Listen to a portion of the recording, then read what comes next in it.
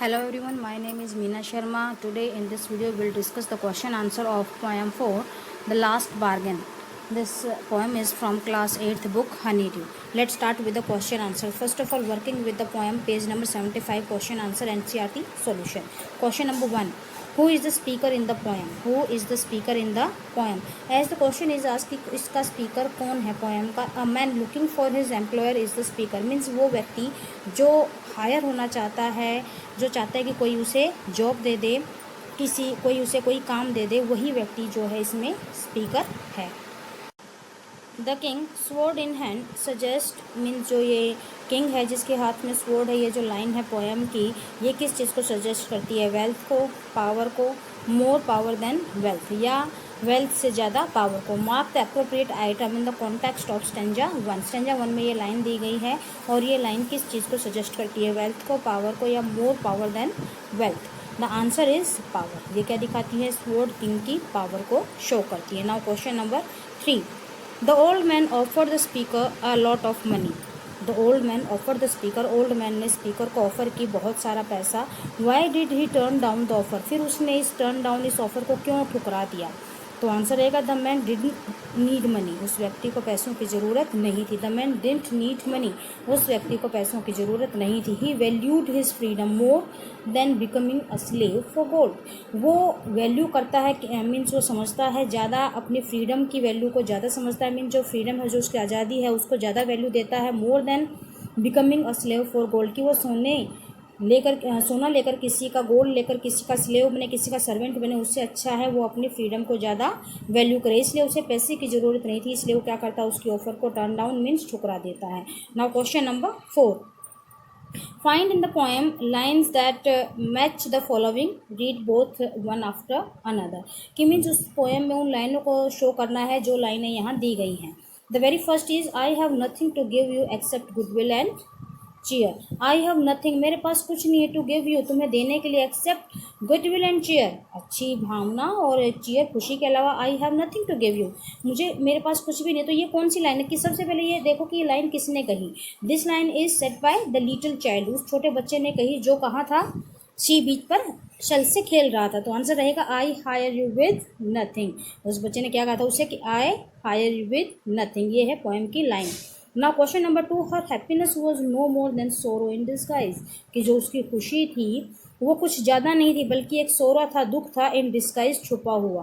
तो ये कौन सा था? जब वो मेड आती है और उसे कहती है I will hire you with my smile, तब वो कहता है कि उसकी जो स्माइल है वो फीकी पड़ जाएगी. तो यही क्वेश्चन है कि her smile पेल्ड and melted into tears, कि उसकी स्माइल फीकी पड़ जाएगी और आंसुओं में बदल जाएगी. Now question number 3. The Kings might was not worth much. The Kings might, might means here means power, उसकी जो ताकत है उसकी कोई वैल्यू नहीं, उसकी इतनी कीमत नहीं है. The answer is but his power counted for naught. But his power counted for naught, कि उसकी पावर की कोई वैल्यू नहीं है. Now question number 5.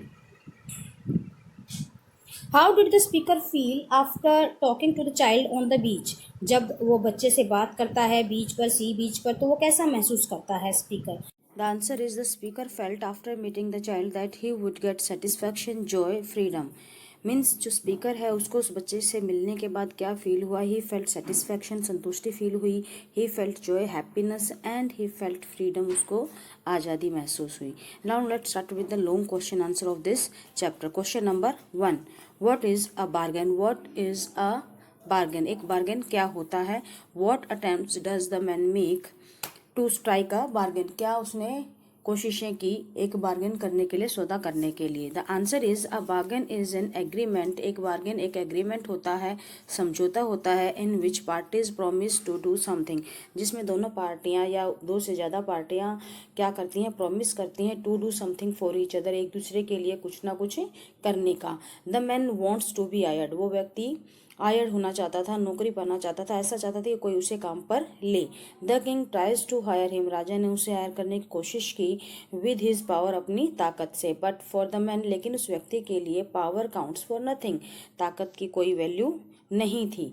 Then comes a rich old man, फिर एक अमीर बूढ़ा व्यक्ति आता है, विद हिज गोल्ड कॉइन्स, उसके हाथ में सोने के सिक्के होते हैं जो उसके, वो बूढ़ा व्यक्ति उसके सामने आता है। The third person who wants to hire the man, फिर एक तीसरा व्यक्ति जो उसे हायर करना चाहता है, इज अ प्रिटी गर्ल, वो एक सुंदर लड़की होती है। But the man does not need power, लेकिन उस व्यक्ति को न पावर की जरूरत है, न गोल्ड की जरूरत है, न स्वीट लव की जरूरत है। He finally strikes a bargain with a little child for no price, आखिरकार वो एक छोटे बच्चे के साथ अपने बार्गेन, अपने सौदे को तय कर लेता है। For no price, for no price means बिना किसी पैसों के। हिज सेटिस्फैक्शन इज दैट, और उसके साथ, उस बच्चे के साथ खेलकर उसको एक जो संतुष्टि मिलती है, सेटिस्फैक्शन मिलता है, that he will remain a free man, और वही चीज़ उसको क्या बना देती है, एक फ्री मैन, एक आज़ाद व्यक्ति बना देती है।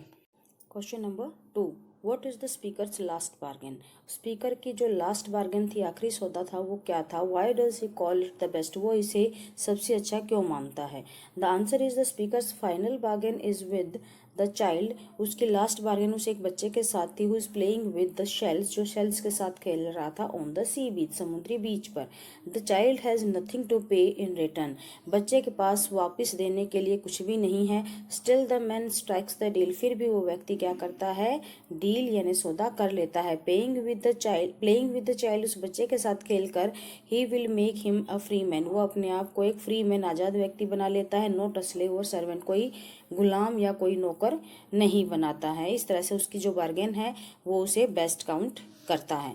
Now question number 3, what message does the Tagore's poem convey, Tagore की जो ये पोएम है ये किस तरह के मैसेज को कन्वे करती है। And what does he try to highlight, वो क्या हाईलाइट करने की कोशिश करता है। The answer is the poem has a profound message, profound means deep, इस पोएम का बहुत ही प्रोफाउंड गहरा मैसेज है। फ्रीडम इज मोर डिजायरेबल, जो आज़ादी है उसकी ज़्यादा इच्छा की जाती है, देन पावर गोल्ड और ब्यूटी, ताकत, सोना या सुंदरता से कहीं अधिक आज़ादी को महत्व दिया जाता है। An employee becomes a slave, जो एक एम्प्लॉय है, जो कहीं नौकरी करता है, किसी के पास काम करता है, वो एक स्लेव बन सकता है, गुलाम बन सकता है, या कोई नौकर बन सकता है।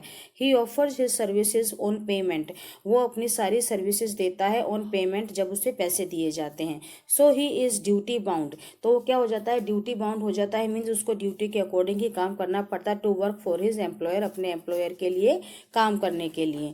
प्लेइंग विद द चाइल्ड, लेकिन जब वो बच्चे के साथ खेल रहा होता है, एंश्योर्स द मैन, तो व्यक्ति को वो क्या बनाता है, विश्वास दिलाता है। मेंस फ्रीडम, वो उस व्यक्ति की आज़ादी को एंश्योर करता है।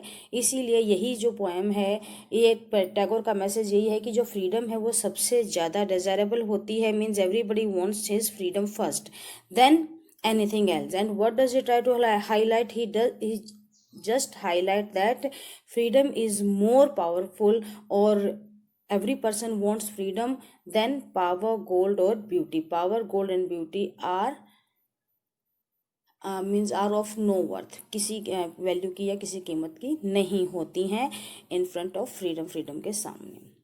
सो class here the poem is completed with its question answer.